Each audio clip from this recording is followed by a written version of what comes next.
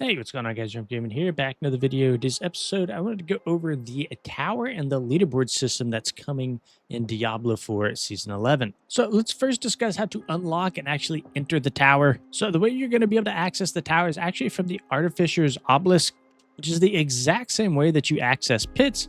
And to be honest, they're very similar to pits.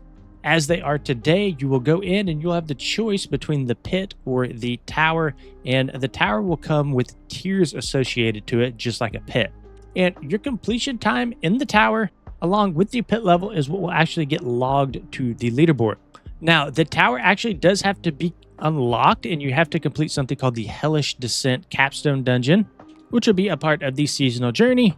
And from there, the tier that you unlock will be tied to your pit tier that you unlock. So if you've completed a tier 50 pit, you'll be able to do a tier 50 tower. So you don't have to grind these tiers separately from the pit, which is nice. Let's now discuss how to actually progress through the tower. So again, very similar to pits, you're going to be on a timer and it'll be worked on a progression system. So the bar will fill up as you collect something called progression orbs. So progression orbs are going to be something that drops from elites.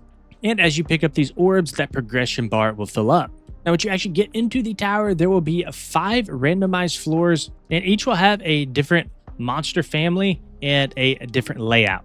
So the more difficult the mob is to kill, the more progress that you'll get towards your completion. Now, once you do collect all of the progression orbs, you will be able to eventually summon the tower boss, which will be the final objective to take out before the tower is completed. Now, throughout the tower, there will be different pylons that you can collect. There's a channeling pylon, a power pylon, a speed pylon, and a random pylon.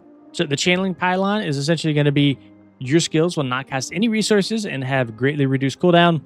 Power pylon is just going to give you increased damage.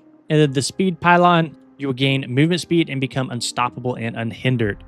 As for the random pylon, it can be any of the 3 that we just discussed. Now, let's talk a little bit about the leaderboards. So the leaderboards will track the top 1,000 players in each bracket. It's going to display the rank, player name, the tier completed, the time, and the date of completion. What matters more than anything will be the tier. So just simply completing the tier in time will always take precedence over a lower tier, even if that lower tier is completed much faster.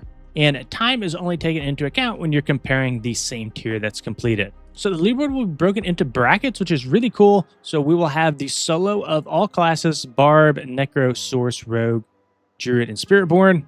They each have their own leaderboards. And then we also have party brackets. So party of 2, 3, and 4, which is great because no matter how you decide to play the game, there is a leaderboard for that. The leaderboards are also separated into a hardcore and a non-hardcore mode. Now let's quickly talk about tower rewards. So the rewards from tower will be character bound, and they'll be impossible to get from elsewhere within the game. And you'll be getting prestige cosmetics essentially, such as titles or even halos. While there will be no rewards necessarily in terms of loot, this is mainly going to be for people who already have their characters maxed out and want to push for the highest end for the prestigious title and cosmetic rewards. Again, these prestige rewards are tied to specific characters, not accounts, so this is going to emphasize that individual achievement. Overall, leaderboards are something that we've been asking for a long time here in Diablo 4, so I'm very excited to see this come to the game.